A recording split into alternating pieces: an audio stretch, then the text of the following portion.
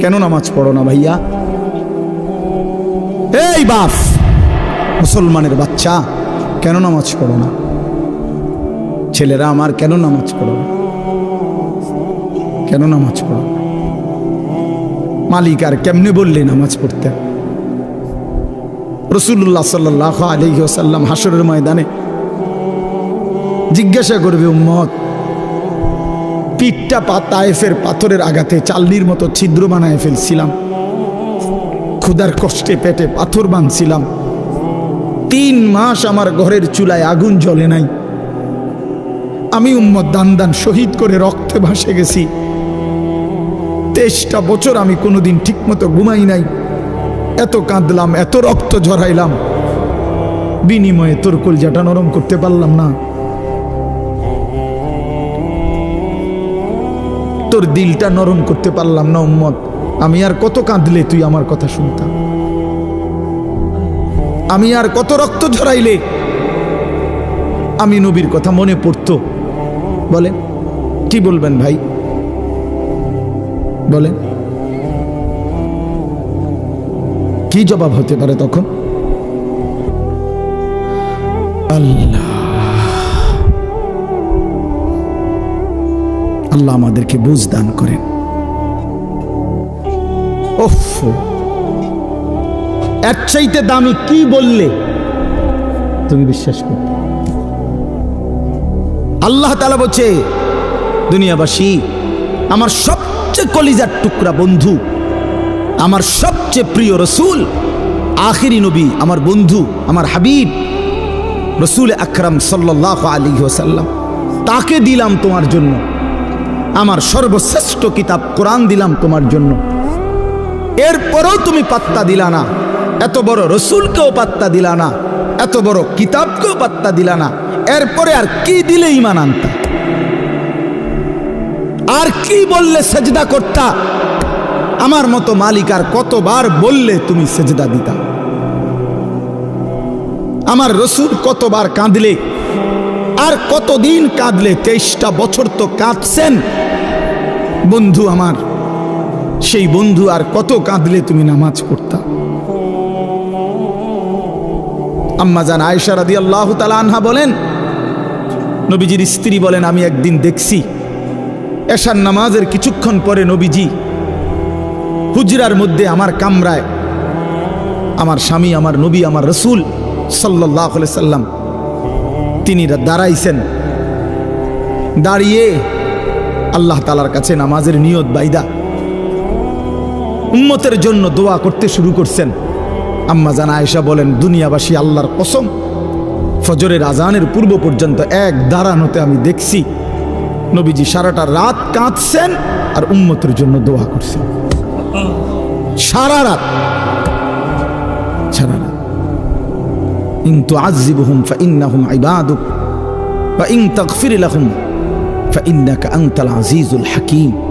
এই দোয়াটা করছে, আল্লাহ, আমার উম্মত আপনার বান্দা, আপনি বানাইছেন, যারে আপনি বানাইছেন তারে আপনি চাইলেই শাস্তি দিতে পারেন, এটা তো আমি জানি। আপনি শাস্তি দিলে আপনারে বাধা দিবে কে? কারণ আপনার গোলাম, আপনার বান্দা, আপনি বানিয়েছেন, আপনি মনিব, আপনি মালিক।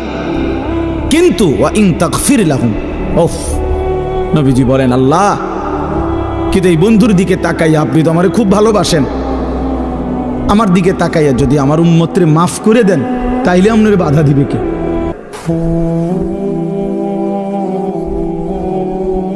আপনি মাফ করে দিলে আপনারা তো কেউ কিছু বলতে পারবে না, এই ক্ষমতা তো কারো নাই। আপনি তো চাইলে মাফই করে দিতে পারেন, তো দেন না মাফ করে। এইভাবে কাঁদছেন মিয়া সাহেব, এইভাবে কাঁদছেন। রাতেও মনে পড়ে না, দিনেও মনে পড়ে না, বছরের পর বছর, দিনের পর দিন, কোনো দিন আল্লাহর কথা মনে পড়ে না, রাসূলুল্লাহ সাল্লাল্লাহু আলাইহি সাল্লামের সুন্নাতের অনুসরণ করা মনে করে না। কেমনে পার হইবেন বাপ? হ্যাঁ, এত বছর দাড়ি কাইটা আখিরাতে পার হইবেন কেমনে? 30 বছর সুদ খাইয়া আখিরাতে পার হইবেন কেমনে? হ্যাঁ, কোনো দিন ফজরের নামাজ পড়েন না, আখেরাতে পার হইবেন কেমনে? আপনার বিবি কোনোদিনও পর্দা করে না, এই বোন পার হবে কেমনে? 30 বছর ধরে প্রতিদিন আপনার ঘরে রঙিন টেলিভিশন চলে, আপনার বিবি বাচ্চারা নাচ গান নর্তকীর ছবি নাটক সিনেমা দেখে, মুক্তি পাইবেন কেমনে বাবা? বলেন, সবাই বলেন, ফিকির করেন, ভেবে দেখেন। কি বুঝাই দিবেন আল্লাহকে, কি বুঝাই দিবেন রাসূলুল্লাহ সাল্লাল্লাহু আলাইহি সাল্লাম? নবীজি কিছুই জিজ্ঞেস করবে না? কি মনে করেন আপনারা এমনি সবাই সুপারিশ করবে মানে কি? কিছুই জিজ্ঞাইতো না, কোনো কাগজপত্র কিছুই দেখবে না নাকি? কথা বলেন না তো। তাইলে রাসূলুল্লাহ সাল্লাল্লাহু আলাইহি সাল্লাম সুপারিশ করবে মানে কি? মানে কোনো কথা নাই, শুধু আপনি গিয়ে দাঁড়াইবেন আর আপনার ব্যস্ত বুঝ দিয়ে লাগবে নাকি? তো তাইলে হিসাব করলো কেন? ডান কাদের বাম কাদের ফেরেশতা লিখলো কেন? আমল নামা তৈরি হইলো কেন? মিজানের পাল্লায় ওজন হবে কেন? হাসরের ময়দান বিচারের ময়দান বলা হইলো কেন? বুঝেন নাই কথা? তো এজন্য এটা অনুভব করা উচিত। রাসূলুল্লাহ সাল্লাল্লাহু আলাইহি সাল্লাম সরাসরি তাফসিরে আছে, আমরা পড়ছি বাবা। আল্লাহ তাআলা যেদিন নবীকে বলছেন, বন্ধু আপনার সামনে আমি আপনার উম্মতের আমলনামা খুলব, এই কথা নবী যখন শুনছেন, আল্লাহ নবী সাল্লাল্লাহু আলাইহি সাল্লাম অঝরে কাঁদছেন। কেন কাঁদছেন?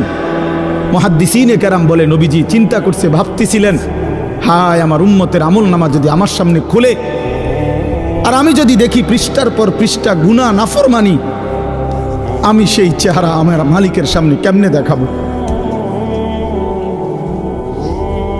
আমি কেমনে বলবো সর্বশ্রেষ্ঠ নবীর উম্মত এমন নাফরমান কেমনে হয়? বুঝেন নাই? এই জন্য বিষয়টারে এত তামসা মনে করেন না। রাসূলুল্লাহ সাল্লাল্লাহু আলাইহি সাল্লামের ভালোবাসা আপনার জায়গা থেকে আপনি বুঝে নিয়েন। আপনি যেই তরিকাতে আছেন, আপনি তরিকা লইয়া আমার টানাটানি নাই, আপনার পিসাব লইয়া আমার টানাটানি নাই, আপনার দরবারে নিয়ে আমার টানাটানি নাই। আপনার যেমনি হোক, আমি আপনি সবাই মিলে চলেন, ফিকির করি কেমনে আখিরাতের মুক্তি মিলবে। জান্নাতের অনেক দরজা, জান্নাতের দরজা একটা না, অনেক দরজা। যে কোনো এক দরজা দিয়ে ঢুকতেই, এই এখন শুনামু আপনার ঘরে, এখন পড়ছি, ওয়ানাযা'না মা ফি সুদুরিহিম মিন গিল্লি, আল্লাহ বলেন আমার যতগুলো বান্দাকে আমি জান্নাত দেব, ঢুকবার আগেই আমি তাদের কলিজা থেকে চিরদিনের জন্য হিংসা বিদ্বেষ রাগ ক্ষোভ ক্রোধ সরাই দেব। ইখওয়ানান, সবাইরে ভাই ভাই বানায় দেব। আলা সুরুরিম মুতাকাবিলিন, সমস্ত জান্নাতি পরস্পর পরস্পরের মুখোমুখি হয়ে আনন্দ আর ফুর্তিতে মজে থাকবে।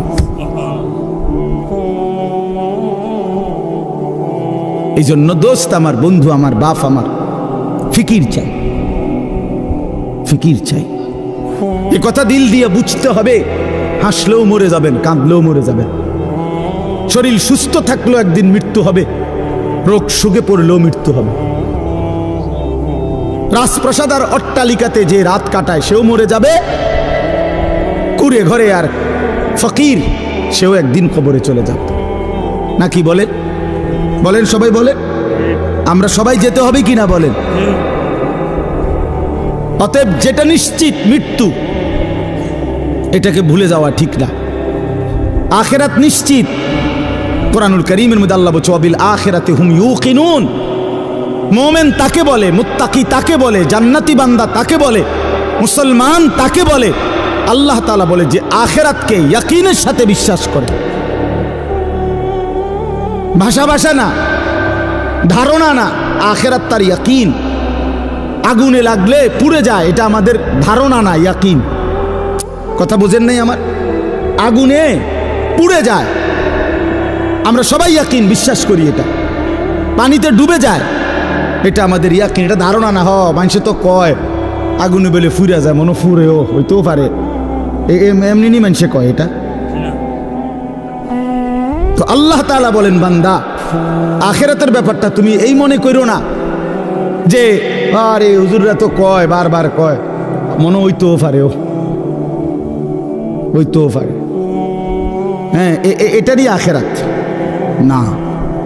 সাহাবায়ে কেরাম রাসূলুল্লাহ সাল্লাল্লাহু আলাইহি ওয়াসাল্লামের সোহবতে, সান্নিধ্যে, কিতাবের মধ্যে আমরা পড়ছি সাহাবীদের হালাত ছিল এমন যেন তারা আখিরাতকে 24 ঘন্টা চোখের সামনে দেখতেন।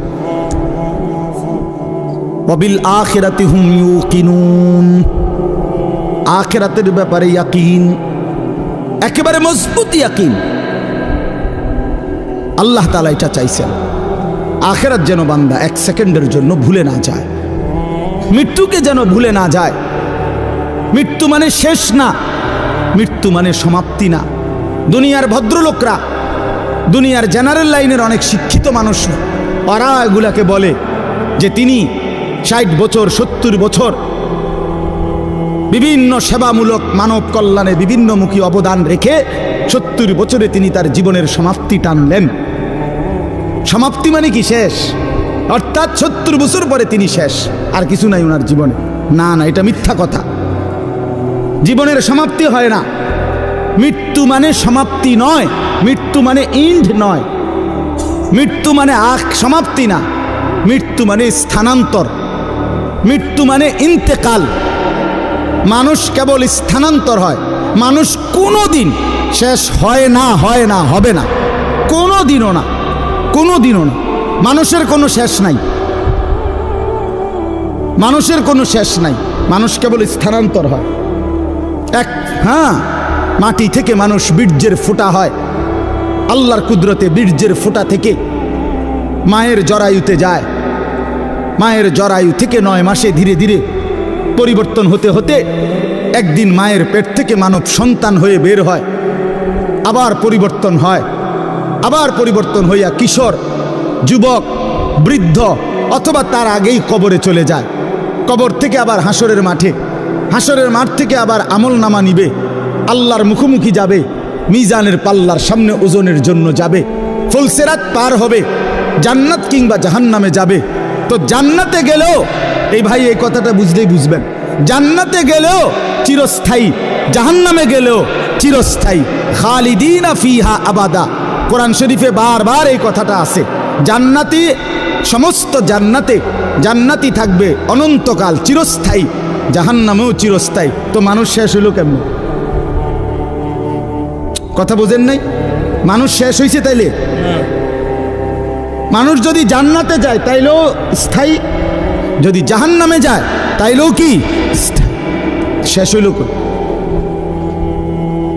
শেষ নাই, অনন্তকাল, অনন্তকাল। এজন্য আখিরাত ভুলতে নাই।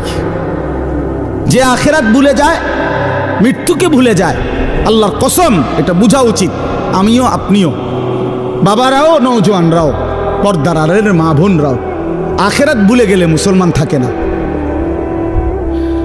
পরকাল যার জেহেন থেকে সরে গেছে, যার ধ্যানে, চিন্তায়, চেতনায়, চলাফেরায়, উঠা বসায়, লেনদেনে আখিরাত, আখিরাতের বলতে কিছুই তার মনে নাই, তারে মুসলমান বলে না, মুসলমান বলে না। পৃথিবীর আর কোন ধর্মাবলম্বীদের কাছে আখিরাতের ব্যাপারে স্পষ্ট কোনো ধারণা নাই।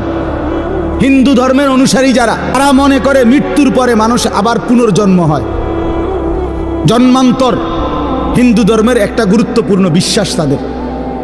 আবার পুনরায় জন্ম হয়। প্রথম জন্মে যদি সে ভালো কাজ করে, পরের জন্মে আপনার বড়, তাদের উত্তম মানুষ, তাদের ধর্মে যারা মনে তাদের মতো হয়ে আসে। আর যদি প্রথম জন্মে মন্দ কাজ করে, পরের জন্মে বিভিন্ন জীব জন্তু, কীট পতঙ্গের মতো হইয়া জন্ম নেয়। এইটা তাদের বিশ্বাস। ইয়াহুদি ধর্ম যারা, ইয়াহুদি, ওই যে ইসরায়েলের যে কুত্তারা মুসলমান মারে, ওই বেঈমানদের আকীদা হইল পরকালে যদি বিচার হয়ও, তাইলে আমাদের সর্বোচ্চ 40 দিন আমরা মুসা আলাইহিস সালামের কথা শুনি নাই, এই জন্য হয়তো 40 দিনে হালকা কিছু ফিটা টিটা দিতে পারে, এর বেশি দিবে না কাউরে। 41 দিনের দিন সব স্বর্গে চলে যাবে। হ্যাঁ, এটা কোরআন শরীফে আছে। এটা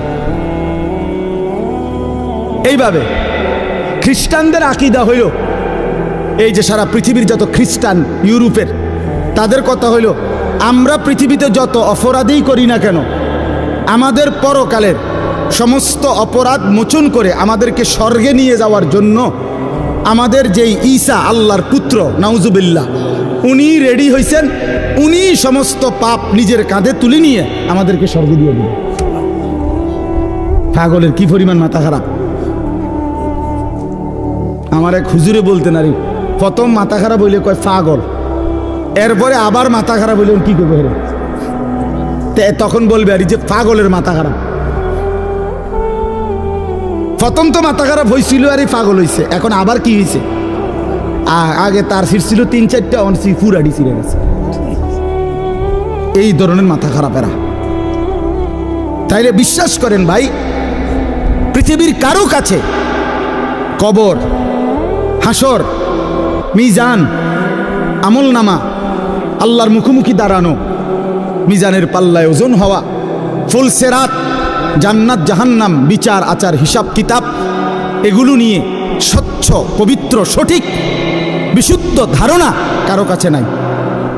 একমাত্র আল্লাহর কোরআন, প্রিয় নবী সাল্লাল্লাহু আলাইহি ওয়াসাল্লামের হাদিস, এর মধ্যেই কবর, হাসর, আখিরাত, পরকালের সঠিক পূর্ণ বিবরণ আল্লাহ এবং তার রাসূল পেশ করেছেন। বলেন আলহামদুলিল্লাহ। আলহামদুলিল্লাহ। নবী সাল্লাল্লাহু আলাইহি সাল্লাম ভাইয়া ভাইয়া বলছে, আমরা হাদিসে পড়ছি, নবীজি সাল্লাল্লাহু আলাইহি ওয়াসাল্লাম জানাজা পড়তে গেছে। হযরত বারা ইবনে আযিব থেকে বর্ণিত, তিনি বলেন যে আমরা নবীজির সাথে এক সাহাবীর জানাজা পড়তে গেছি। তো যেখানে জানাজা হবে ওইখানে গিয়া দেখলো, নবীজি দেখলেন এখনো কবর খোঁড়া শেষ হয় নাই। ওয়ালাম্মা ইয়ালহাদ, কবর খোঁড়া এখনো শেষ হয় নাই, তাহলে আরো সময় লাগবে 20-25 মিনিট, কথার কথা। তো এখন কবর খোঁড়া যদি শেষ না হয় তো জানাজা পড়বো কেমনে? কবর তো রেডি হয়েছে না এখন। তো নবীজি সাল্লাল্লাহু আলাইহি সাল্লাম সাথে সাথে ওইখানেই বসে গেছে। সাহাবীরা গোল হয়ে চারদিকে বসছে, ওই যারা জানাজা পড়তে আসছিল। আল্লাহ নবী সাল্লাল্লাহু আলাইহি সাল্লাম হাতের মধ্যে একটা লাঠি, মানে কাঠি, এই ছোট মনে করেন একটা কাঠির মতো কিছু নিয়া নবী সাল্লাল্লাহু আলাইহি সাল্লাম মাথা নোয়াইয়া ওই মাটির মধ্যে কিছুক্ষণ এরকম আঁকা আঁকি করছে। হযরত বারা সাহাবী বলেন, কোনো মানুষ চিন্তিত হইলে যেরকম নিজে নিজে যেরকম দাগ দেয়, মানে মনে করেন আপনি একটা কিছু গভীর চিন্তা করতেছেন, তো হাতের মধ্যে একটা চাবি আছে, দেখবে চাবিটারে সে ঘুরায়, অথবা একটা না একটা কিছু, মানে বোঝা যায় সে একটা কি আছে, চিন্তার মধ্যে আছে। তো সাহাবী বলেন যে ওই ছোট যে লাঠিটা, এটা এরকম দাগ দিতেছে, আঁক দিতেছে, আমরা বুঝতেছি যে গভীর কোনো চিন্তা করতেছে। এরপরে নবীজি বললেন সাহাবীদেরকে 3 বার, প্রথম বললেন ইস্তাইযু মিন আযাবিল কবর, সাহাবীরা আল্লাহর কাছে দিবানিশি কবরের আযাব থেকে পানাহ চাও, কবরের আযাব থেকে আল্লাহর কাছে মুক্তি চাও। 3 বার বলছে কথাটা।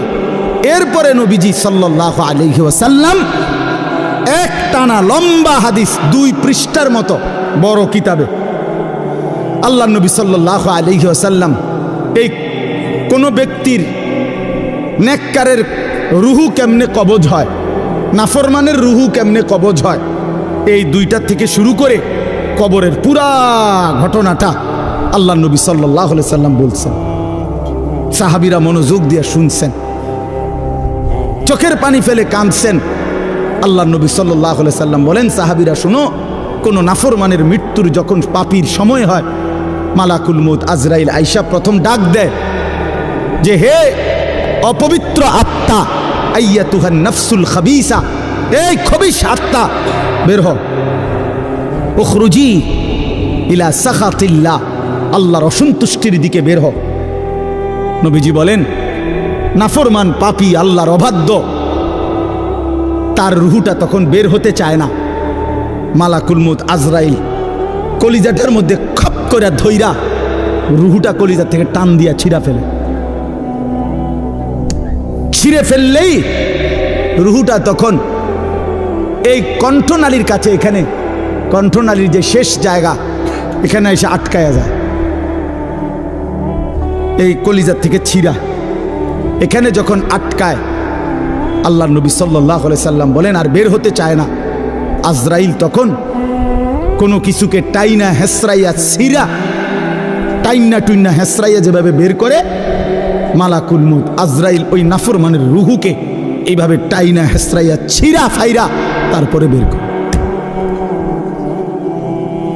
তারপরে বের করে। এজন্য দোস্ত আমার, বন্ধু আমার, রাসূলুল্লাহ সাল্লাল্লাহু আলাইহি ওয়াসাল্লাম বিস্তারিত একেবারে জান কবজ থেকে শুরু করে বর্ণনা দিচ্ছেন। কোরআন শরীফ আল্লাহ বারবার বলছেন, ফালাউলা ইযা বালাগাতিল হুলকুম। রব্বুল আলামিন বলে, কোন নাফরমানের রুহু যখন ছিঁড়ে গিয়ে কণ্ঠনালীতে এসে পৌঁছে, ওয়া আনতুম হিনা ইদিন তানদুরুন, তোমরা আশপাশের আত্মীয় স্বজন তখন তার দিকে তাকিয়ে থাকো। ওয়া নাহনু আকরাবু ইলাইহি মিনকুম ওয়ালাকিন লা তুবসিরুন, আমি আল্লাহ তো তখন সামনেই থাকি, কিন্তু তোমরা দেখো না। বলেন না, আল্লাহ বলেন আমিও দেখি, তোমরাও তাকায়া দেখো। তার রুহুটা বের হতে চাচ্ছে না, কণ্ঠনালীর কাছে আইসা আটকায় গেছে। এরপর আল্লাহ বলেন, ফালাউলা ইন কুনতুম গায়রা মাদিনিন, যদি তোমরা মনে করো কবর নাই, আখিরাত নাই, পরকাল বলতে কিছু নাই, তারজিউনাহা ইন কুনতুম সাদিকিন, যদি তোমাদের এই কথাটাই সত্য হয়, তাইলে এই নাফরমানের রুহুটা তার কণ্ঠনালীর থেকে টেনে তার কলজার মধ্যে ফিরাইয়া দাও, ফিরিয়ে দাও। দেখো না পারো কিনা।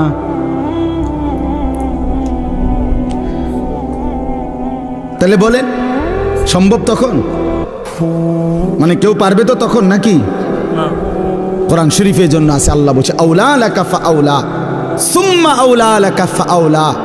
আল্লাহ বলে, নাফরমান বান্দা মনে রেখো, তুমি 4 বার কষ্ট পাইবা, তুমি 4 বার যন্ত্রণা পাইবা, তুমি 4 বার আযাব পাইবা। আমি আল্লাহ বলে রাখলাম, আউলা লাকা ফাআউলা সুম্মা আউলা লাকা ফাআউলা। একবার জান কবজের সময় কষ্ট পাইবা, 2 নম্বরে কবরে কষ্ট পাইবা, 3 নম্বরে হাসরের ময়দানে কষ্ট পাইবা, 4 নম্বরে জাহান্নামে কষ্ট পাইবা, জাহান্নামে কষ্ট পাইবা। এই জন্য ভাই আমি আপনাদের কাছে এবার আসেন, যেই আয়াতগুলো পড়ছি, এই আর অল্প একটু সময়, এই আয়াতগুলো রাতের 11:30 বাজে, চিন্তা করেন বাইরে, এরপরও মানুষ কথা, কি আকল, কি দেমা, এরা থামবে কখন?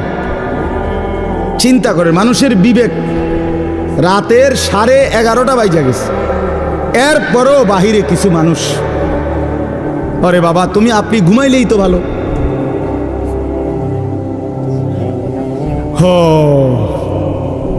কোনো কথাই, মানে আল্লাহর কথা কানের ধার দিয়েও যায় না।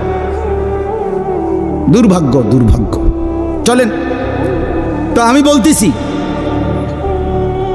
আখিরাতকে যদি কেউ ভুলে যায়, আর অল্প একটু আমার কথাটা শুনেন, আখিরাতকে কেউ ভুলে গেলে, যুবক ভাই তোমরাও শোনো ভাই, আখিরাতকে ভুলে গেলে সে আর মুসলমান থাকে না। মানুষ আখিরাতকে ভুলে গেলে মানুষ জানোয়ার হয়।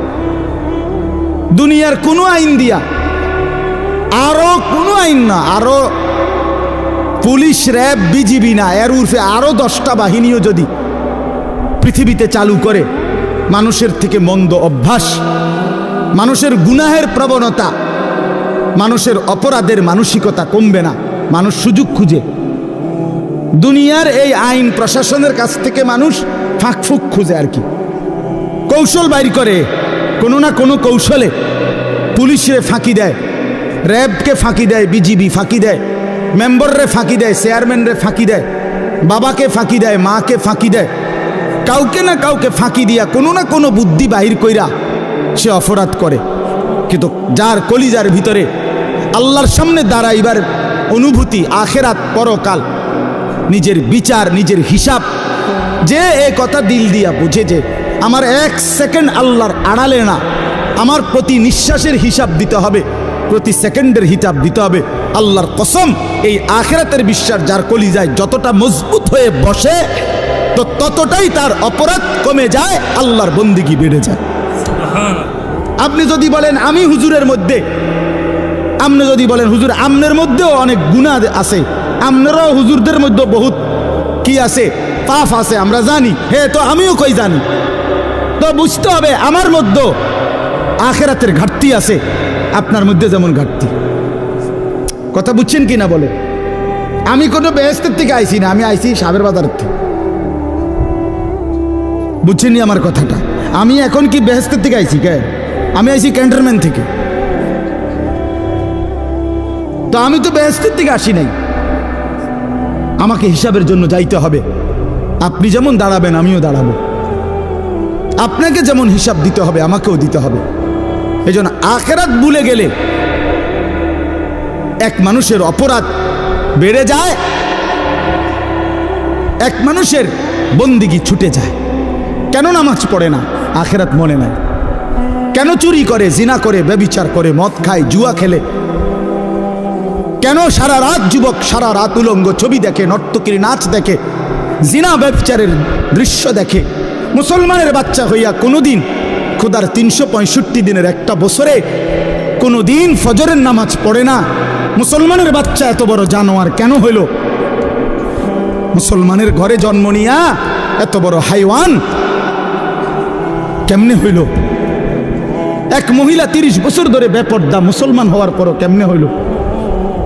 একজন মুসলমান হওয়ার পরে 30টা বছর ধরে সে কেমনে সুদ খায়, কিস্তি নেয়, এত মিথ্যা কথা, এত গালিগালাজ কেমনে করে? 60টা বছর হইয়া গেছে, বুড়া মিয়া এখনো বিড়ি খায় কেমনে? 60 বছর বয়স এখনো সাদওয়ানে বৈশা টেলিভিশনে নর্তকীর নাচ দেখে কেমনে? কারণ আখেরাত ভুলে গেছে। কি ভুলে গেছে বলেন না কেন? অথবা আখেরাত মনে আছে, তবে আখেরাতকে সামান্য কিছু মনে করছে। এ মনে ঘন্টা 2-1 একটা বিষয়, হয়তো 2টা থাপড় চটকনা দিয়া, বুঝেন না কথা, 2-1টা থাপ্পড় টাপ্পড় দিয়া মনে কি করে দিব, ছেড়ে দিব।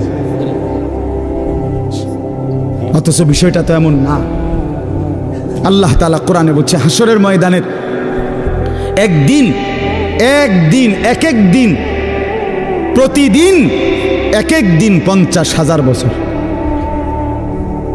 কোরআন শরীফের আয়াত, এটা কোনো হুজুরের ব্যাখ্যা না, ডাইরেক্ট কোরআনের আয়াত। ফি ইয়াউমিন কানা মিকদারুহু 50 আলফ সানা, প্রতিদিন একদিন হাসরের ময়দানের 50,000 বছর। 50,000 বছর একটা প্রচন্ড গরমের জায়গার মধ্যে আপনারই যদি 4টা ঘন্টা 5টা ঘন্টা চারিদিকে কোনো দরজা নাই, জানালা নাই, পুরা গরমের মধ্যে এই প্রচন্ড গরমের সিজনে যদি বসায় রাখে 10টা ঘন্টা, আপনি তো পাগল হয়ে যাবেন। আপনি তো গরমে পাগল হয়ে যাবেন। তো 50,000 বছর একদিনে মাথার উপরে সূর্যটা থাকলে দোস্ত আমার কি হবে অবস্থা? পায়ের নিচের জমিন তামার মতো হলে কি হবে? আল্লাহ নবী সাল্লাল্লাহু আলাইহি সাল্লাম বলছেন, উম্মত 1 সেকেন্ডের জন্য এই এক পাও রাখতে যেটুকু জায়গা, পায়ের তালু, এতটুকু জায়গার অতিরিক্ত কাউকে 1 সুতা জায়গা বেশি দেওয়া হবে না। মাউদাউ কাদামিন, শুধু পাও রাখবার জায়গাটাই হাসরের ময়দানে মিলবে।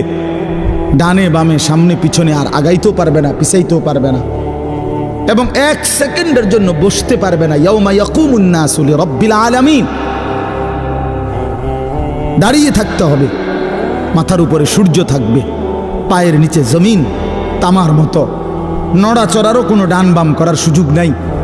জাহান্নাম সামনে, ওয়াজি ইয়াউমা ইদিম বিজাহান্নাম, কোরআন শরীফ আল্লাহ বলছে হাসরের ময়দানে জাহান্নামকে সকলের সামনে এনে দাঁড় করানো হবে, জাহান্নামকে দেখবে। এই অবস্থায় কেমন হবে হালাত? আমি এবছর এই যে গত হজে আরাফার দিন, যেদিন হজের দিন, বিশ্বাস করেন হজের দিন আরাফাতের দিন মানে হজ্জের সময় ওই তাঁবুর বাহিরে দাঁড়াইয়া, খোলা আকাশের নিচে দাঁড়াইয়া দোয়া করা, এটা একটা সুন্নত, মানে নবীজির একটা আমল ছিল। নবীজি আরাফার দিন, হজের দিন তাঁবুত থেকে সইরা আলগা হইয়া খালি আকাশের নিচে দোয়া করছেন লম্বা সময়। এই আমলটা করার জন্য বিশেষ করে এই বছরের হজে 2-3 বার বাইর হইছি। কদ্দুর 2টা মিনিটও বিশ্বাস করেন মনে হচ্ছে যেন আগুনের গোলা মারতে আছে শরীরে। গরম কাহাকে বলে, একেবারে পুড়ে গেছে পাউডার পুরা। আমি বাড়িতে আসার পরেও তো প্রায় 15-20 দিন আমার হাতের কোনো সুদ আসিল না, এত গরম ছিল এবছর। তো অথচ আমরা সবাই বিজ্ঞানিক গবেষণা কি যেন আমাদের থেকে সূর্য কত দূরে, কত জি আচ্ছা এই ধরেন না যে দূর দূরে, এই 2,86,000 কণ আর 30 লক্ষ মাইল দূরে কণ, যাই বলেন অনেক দূরে কিনা বলেন না, এই লক্ষ লক্ষ মাইল দূরে সূর্যের তাপে যদি এই অবস্থা হয়, তো মাথার উপরের সূর্যের কি অবস্থা হবে? কেন নামাজ পড়ো না ভাইয়া? এই বাপ মুসলমানের বাচ্চা, কেন নামাজ পড়ো না? ছেলেরা আমার, কেন নামাজ পড়ো না? কেন নামাজ পড়ো না? মালিক আর কেমনে বললে নামাজ পড়তে?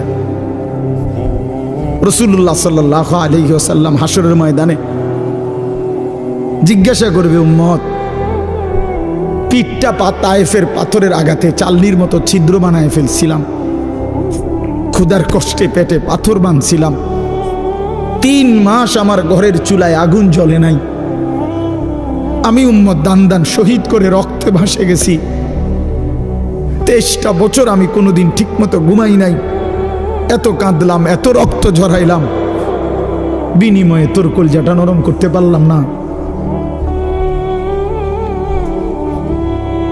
তোর দিলটা নরম করতে পারলাম না উম্মত, আমি আর কত কাঁদলে তুই আমার কথা শুনতাম? আমি আর কত রক্ত ঝরাইলে আমি নবীর কথা মনে পড়তো? বলে কি বলবেন ভাই, বলে কি জবাব হতে পারে তখন? আল্লাহ আল্লাহ আমাদেরকে বুঝ দান করেন। এজন্য চলেন আমরা, আল্লাহ তাআলা আমাদেরকে বলছে, বান্দা তুমি জান্নাতে যাইতে হইলে তাকওয়া অর্জন করতে হবে। ঈমান তোমারে আমি এমনিই দিলাম, জন্মসূত্রেই মায়ের পেট থেকে বের হইছো, সাথে আমি ঈমানের দৌলত আমি তোমারে দিয়া দিছিলাম। মুসলমান মায়ের ঘরে জন্ম দিয়া ঈমান আমি তোমারে এমনিই দিছি, সর্বশ্রেষ্ঠ সম্পদ আমি এমনিই দিলাম। এবার তুমি আমার সাথে আরেকটা নিয়ামত তাকওয়া, এটা সাথে বুঝাইয়া দাও, ঈমান আর তাকওয়া আমার হাতে তুলে দিবা, আমার জান্নাত আমি তোমার হাতে তুলে দেব। এই তাকওয়া বুঝাইয়া দাও। ঈমানের পরে প্রত্যেকটা মুমিনের কাছে, মুসলমানের কাছে আল্লাহর পাকের চাওয়া তাকওয়া। আল্লাহ যেন বলে, ইসলাম তো তোমারে দিলাম, মোমেন তো তোমার পরিচয় হইল, তুমি তো নিজেরাই বলতেছো তুমি মুসলমান, তুমিই বলতেছো তুমি মোমেন। আমরা এখানে বলি না সবাই নিজেরা মুসলমান বলেন? ওরে ভাই বলেন না, ছেলেরা বলো ভাই, এই পরিচয়ে কোনো অতৃপ্তি বা অসন্তুষ্টি আছে কারো?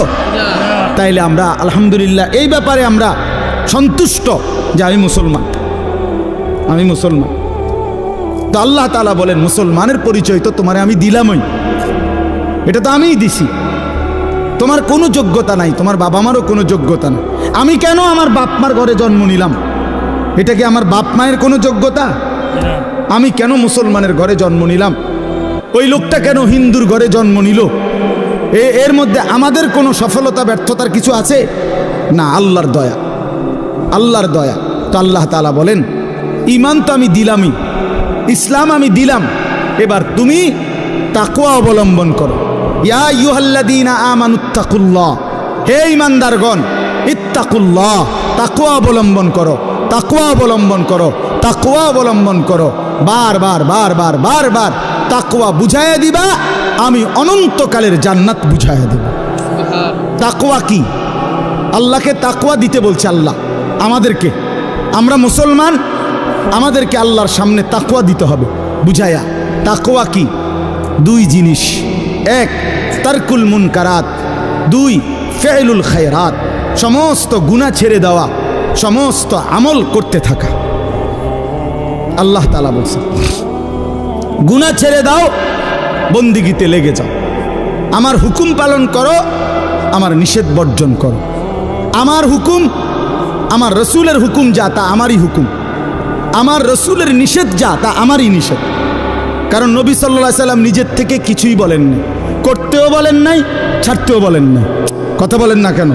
নবী যা করতে বলছেন তাও আল্লাহর পক্ষ থেকে, যা ছাড়তে বলছেন তাও কার পক্ষ থেকে? আল্লাহর পক্ষ থেকে। তাহলে আল্লাহ এবং তার রসুলের হুকুম এটা বললে যেই কথা, আপনি আল্লাহর হুকুম বললেও নবীজির কথা অন্তর্ভুক্ত। কারণ আল্লাহর হুকুম, আল্লাহর যাবতীয় কথা, কোরআনের প্রতি অক্ষর এই পৃথিবীবাসী রাসূলুল্লাহ সাল্লাল্লাহু আলাইহি সাল্লামের জবান ছাড়া আর কারো কণ্ঠে শুনে নাই। কথা বলেন, কোরআন শরীফের একটি অক্ষরও পৃথিবীবাসী অন্য কারো মুখ দিয়া প্রথম শুনে নাই। প্রতিটা শব্দ কোরআন শুনছে কার জবান দিয়া? রাসূলুল্লাহ সাল্লাল্লাহু আলাইহি সাল্লামের জবান দিয়া।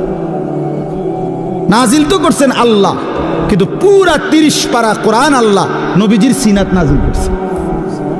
এরপরে বলছেন আমনে কোন, আমনে কোন, তো নবীজি শুনাইছেন। এজন্য